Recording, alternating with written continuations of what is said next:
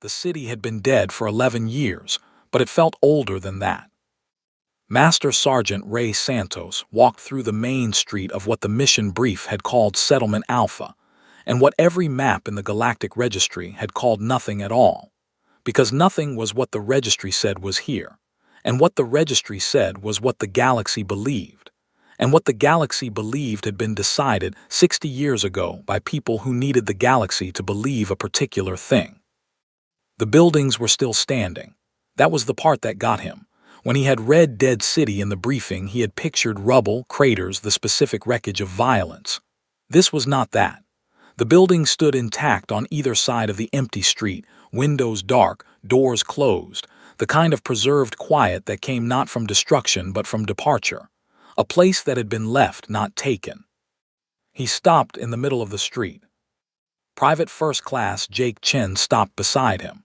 22 years old, 8 months in the unit, still at the stage of his career where he watched what Ray did and matched the pace of it, which was a reasonable approach because Ray's pace was usually the right one.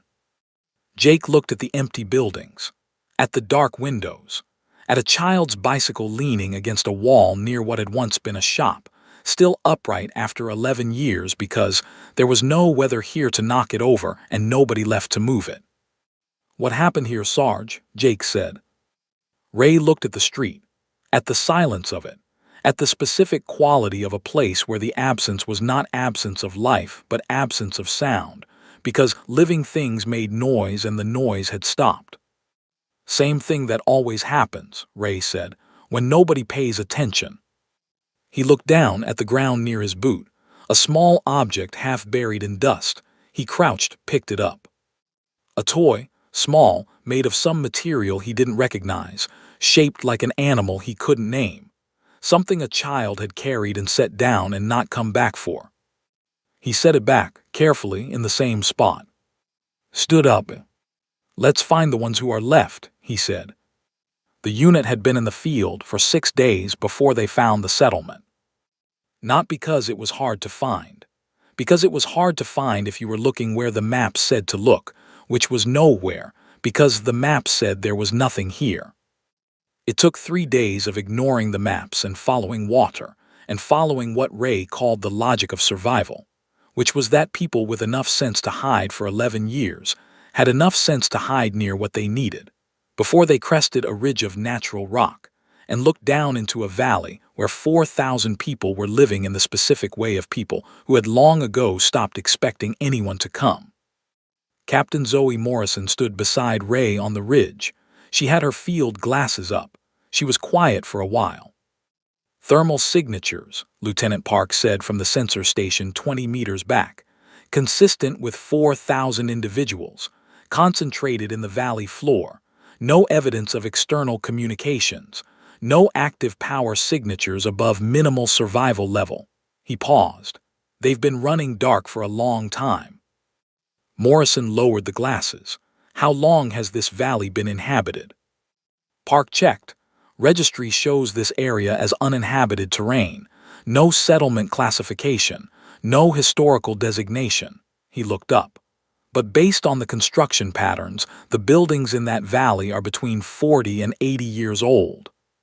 Morrison looked at Ray. Ray was already looking at the valley. "Someone decided these people weren't here," he said. "Long time ago." "Yeah," Morrison said. "Come on, let's go introduce ourselves."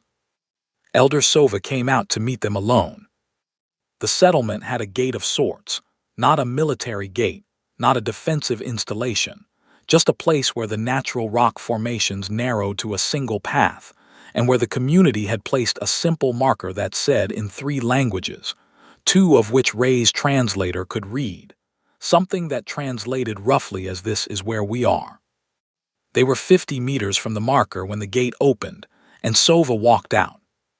She was small, smaller than Ray had expected, barely coming to his chest, with the specific compactness of extreme age in a species he had never encountered before. The Vihari had 4 arms, 2 primary and 2 secondary, and a face that was wider than a human face with eyes positioned slightly further apart, and skin that in the valley light looked like it had once been a rich deep blue and had faded over a great deal of time toward something quieter. She wore fabric that had clearly once been colorful. The fabric, like the skin, had faded. She stood in the path and looked at the unit, and then looked specifically at Ray in the way that leaders of communities sometimes looked at the person in a group who was not necessarily the highest rank, but was the one who the situation would revolve around. Ray stepped forward, alone, no rifle in hand. She looked at him for a long moment. "You are human," she said. Her standard was careful and precise, the standard of someone who had learned it from recordings rather than conversation, and had been practicing it alone for a very long time. "Yes, ma'am," Ray said. Her eyes moved across his face. "We sent messages, many years ago, to many species." Her voice was flat, not accusatory, not sad, just stating a fact. "No one came." "We came," Ray said. "Why now?" He thought about the mission brief, about the 3 days following water and logic, about the registry that said nothing was here. "Because we just found out," he said. She looked at him for a long time. "That," she said, "is the most honest answer anyone has ever given me." She stepped aside. "Come in," she said. They met in what Sova called the council building, which had once been a school and still had the desks arranged in rows along the walls that nobody had moved, because moving them would have required a decision about what they were now that nobody was ready to make. Sova sat across from Ray and Morrison. 2 of her community's elders sat beside her, older even than she was, which Ray would not have thought possible until he saw them. They did not speak. They watched. Sova told the story the way someone told a story they had told many times and had stopped expecting to produce any particular result. Not with drama, not with grief, the way you recited a list. The Vihari had been 40 million people across 3 worlds 60 years ago. They had been a trading civilization, mid-level technology, good relationships with their neighbors, nothing exceptional. The hegemony had wanted their territory, not for the people, for the space lanes that ran through it, the specific navigational corridors that controlled access to 4 systems worth of resources. The hegemony had not declared war. War attracted attention. War required justification. War produced witnesses. Instead, the hegemony had begun quietly. Trade route designations changed on official charts, routing commerce away from Vihari space. Communications relays in the area were reclassified as non-operational and not maintained. Reports filed by Vihari officials to galactic administrative bodies were received and not processed. Slowly, over years, the bureaucratic reality of the Vihari had been adjusted, not erased, not deleted, just shifted, reclassified. Moved to dormant status in registry after registry, until dormant was what everyone who looked believed they were seeing. Without trade, the 3 worlds contracted. The outer 2 were abandoned over 15 years as their populations consolidated toward the core world, then toward specific regions of the core world, then toward valleys and settlements that were off the main population maps. Without medicine, the contraction accelerated. Without new technology or parts or the basic infrastructure that galactic trade provided as a matter of course, things broke and were repaired with what was available and broke again sooner. 40 million to 4,000. 60 years. Sova recited these numbers the way she recited all of it, without variation in tone. Ray listened without looking at Morrison.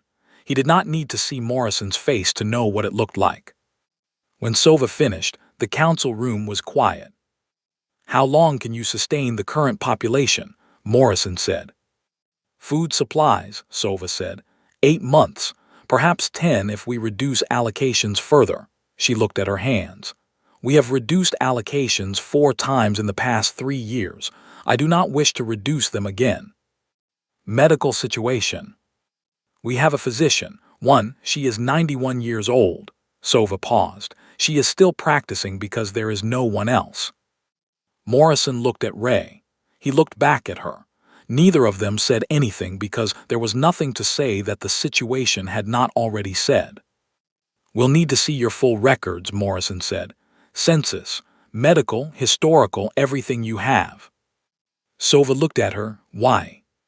Because I want to understand exactly what happened here, Morrison said. And I want documentation. Sova was quiet for a moment. Then she said, no one has ever asked for our records before. I'm asking now, Morrison said. Sova nodded slowly. I will have them prepared. That night Ray sat outside the settlement on a flat rock that overlooked the valley below. The settlement was dim, running on minimal power, but he could see lights in windows and the movement of people through the settlement streets. And the sounds came up clearly in the still air, voices and footsteps, and the ordinary noise of 4,000 people living their lives in the only place they had left. Jake found him 20 minutes after full dark.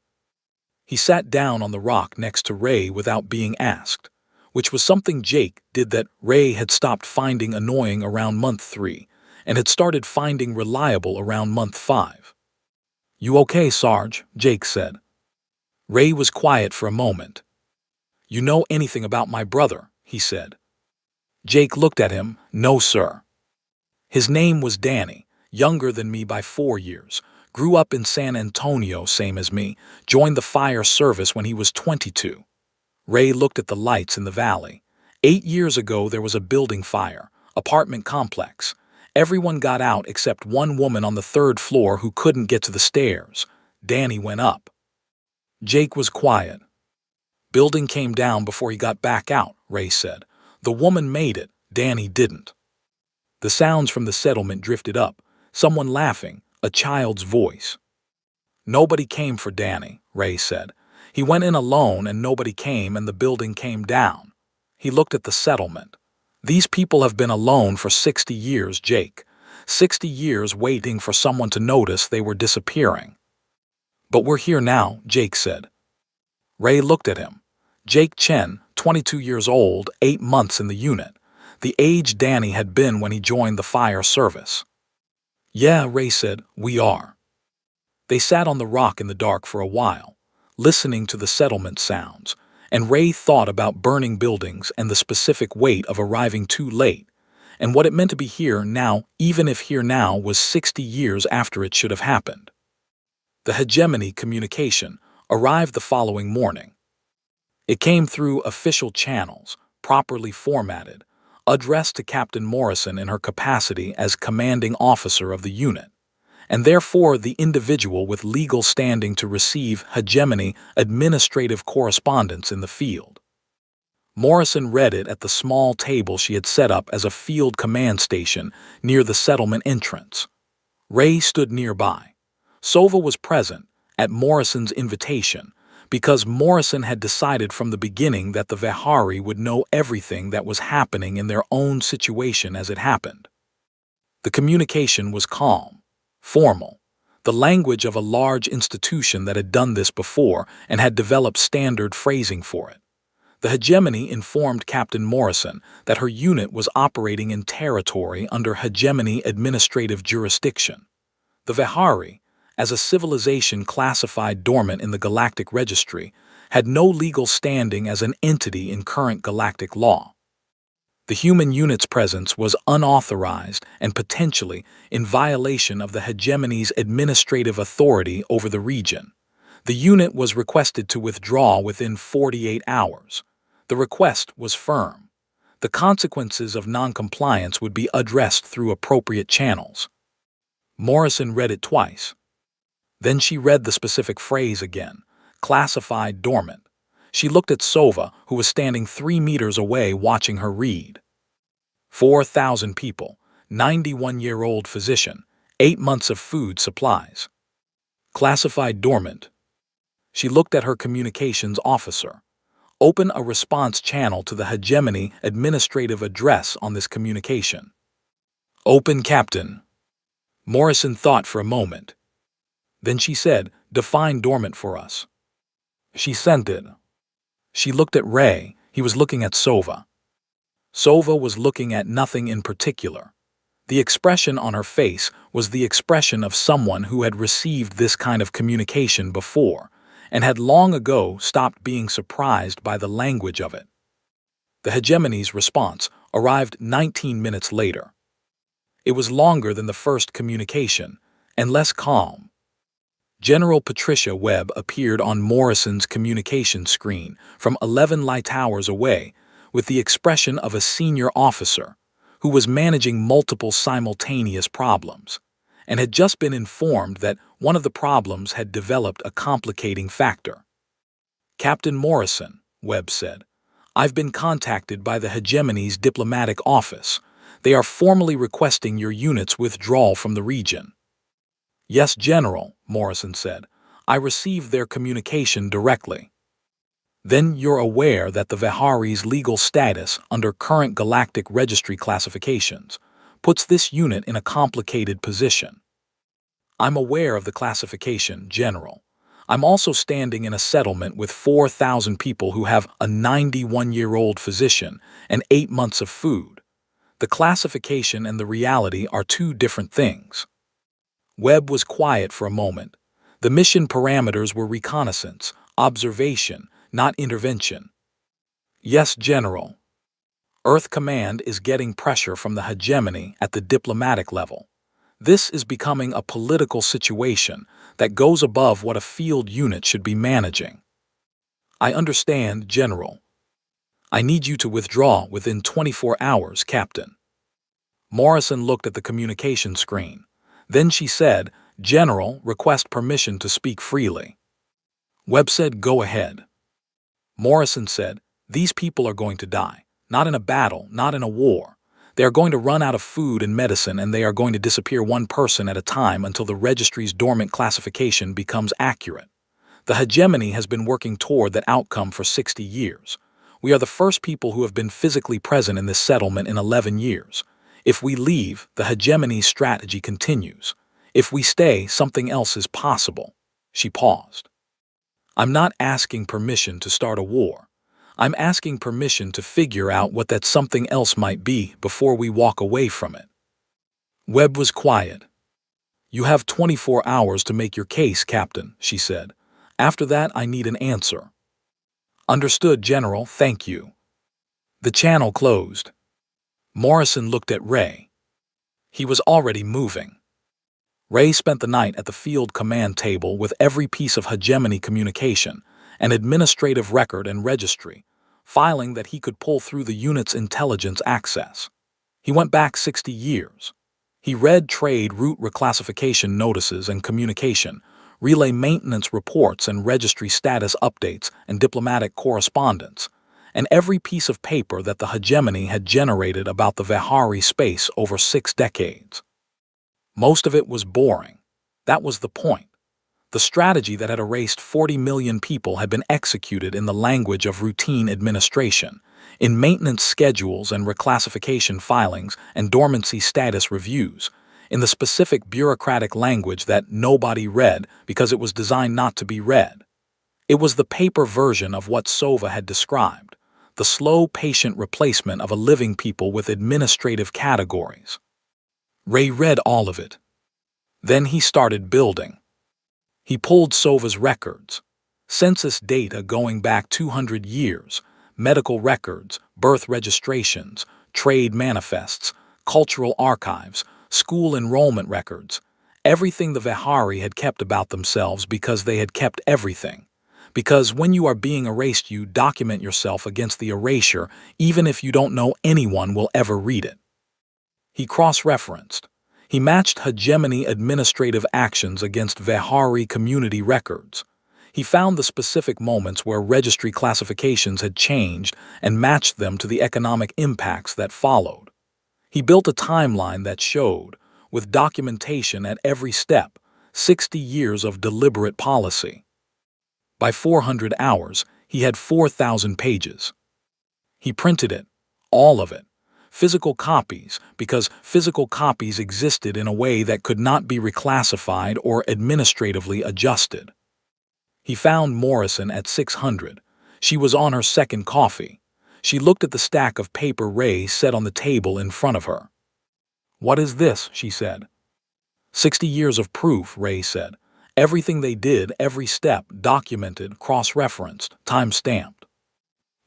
Morrison looked at the stack, then at Ray. You built this overnight. Sova helped. She has records going back further than ours do. She's been documenting since the beginning. He paused. She didn't know why she was keeping them, she just kept them. Morrison picked up the top pages. Read in silence for 2 minutes. Set them down. You want to take this public, she said. I want to make it impossible to pretend they don't exist, Ray said. Malik's entire strategy runs on silence. 60 years of very careful quiet. The registry says dormant because nobody is saying anything different.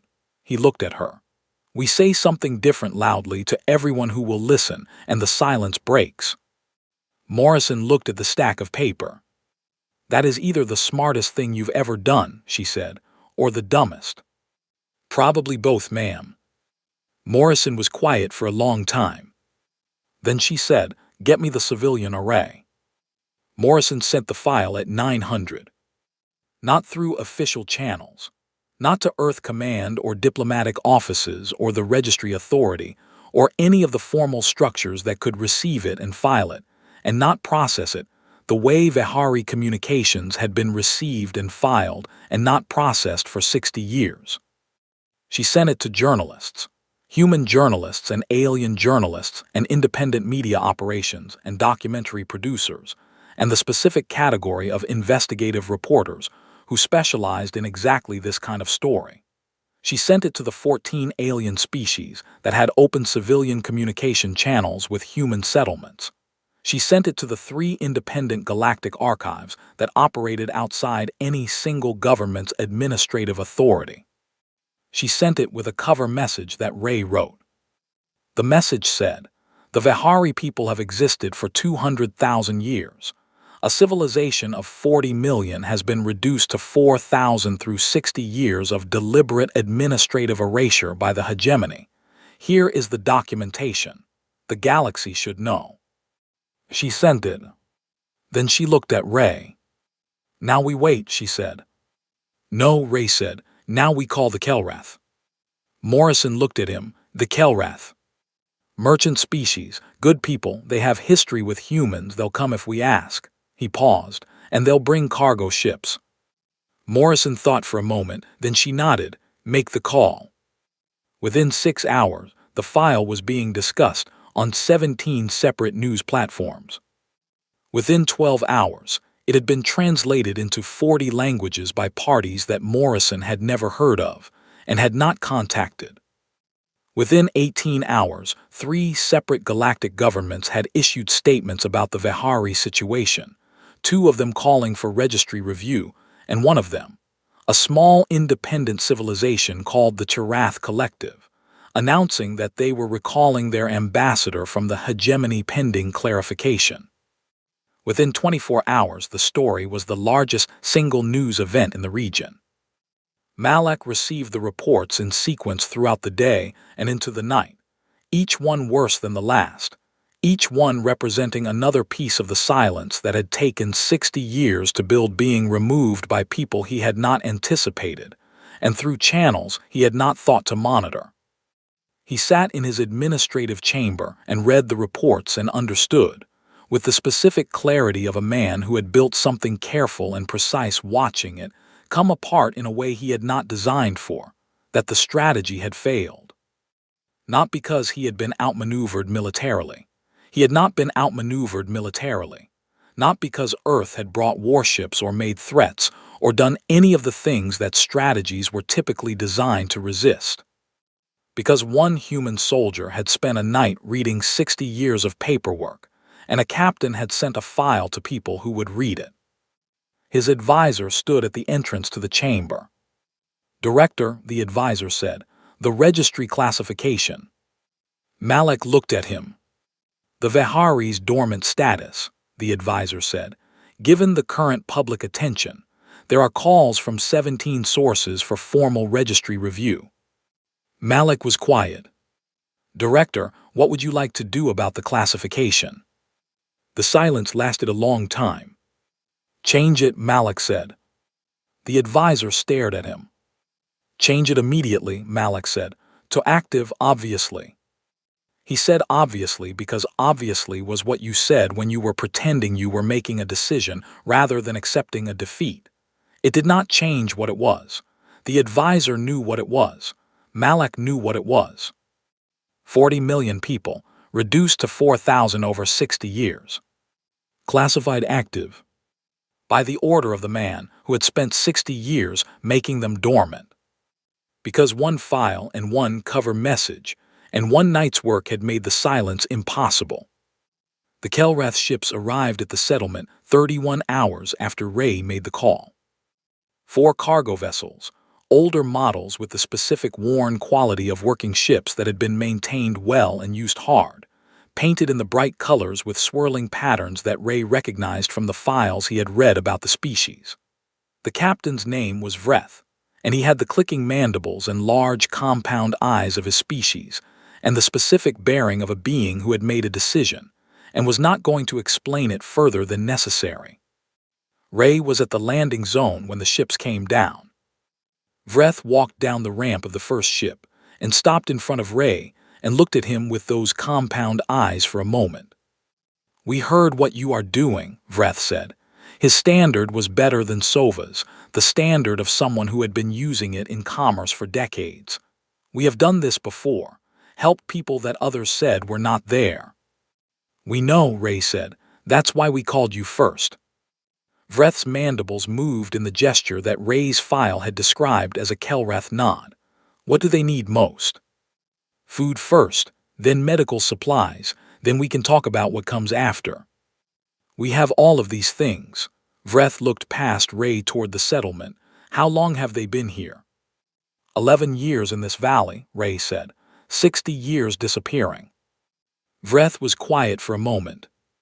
"Come," he said to his crew, "let us unload." Morrison received Webb's communication at 1600 hours. The general had the expression of a senior officer who had been watching a situation develop from a distance and had arrived at a specific conclusion about it. "The hegemony has formally withdrawn its withdrawal demand," Webb said.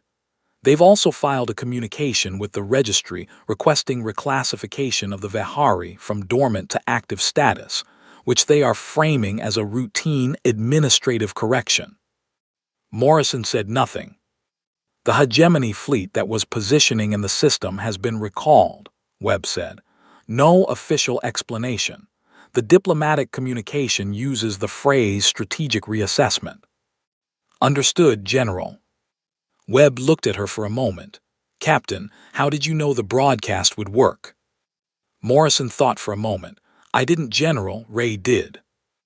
Sergeant Santos figured out how to end a 60-year political strategy. "He built the file," Morrison said. "He understood what the strategy required. It required silence. He removed the silence." She paused. "The rest happened on its own." Webb was quiet. Then she said, "Pass along my commendation to Sergeant Santos." "I will, General." The channel closed. Morrison looked for Ray. She found him where she expected to find him, which was not at the field command table and not at the landing zone and not anywhere official. He was at the edge of the settlement, leaning against the wall of the building nearest the main path, watching the cargo unloading. Vreth's crew worked fast. Kelrath worked fast as a general rule, but they were also working with the specific energy of people who understood what the cargo meant and wanted it to move. Crates came off the ships and were received by Vihari community members who had organized themselves without being asked into an efficient chain that moved supplies from the landing zone into the settlement storage areas. Children were helping. That was the thing Ray was watching. Children running alongside the adults, carrying what they could carry, serious-faced and quick. Jake materialized beside Ray in the way Jake materialized, when he had located Ray and determined that Ray was somewhere he should also be. "Webb commended you," Jake said.